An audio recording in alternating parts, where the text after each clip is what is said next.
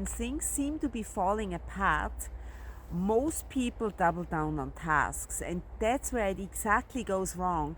Just last week, one of my coaches came to me because things are super chaotic in the plant, and he asked me for help to become better with task management. But in my opinion, this is not really the road to go down on. Adrian, what are your thoughts on this topic?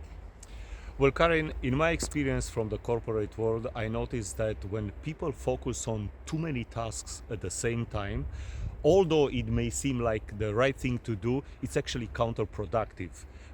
They end up being under a lot of stress, which leads to poor decisions, mistakes, and eventually burnout.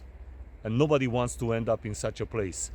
Now, Karin, what are your thoughts on this topic?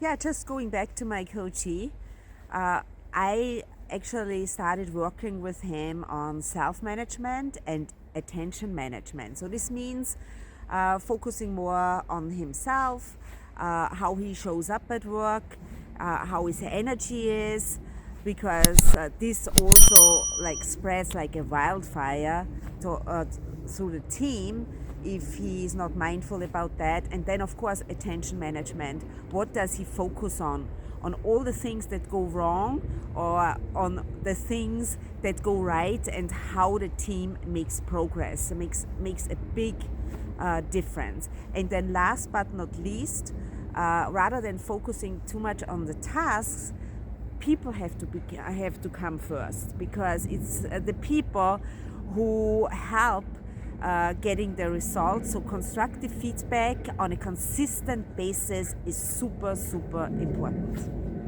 Self-management. Very, very, very important.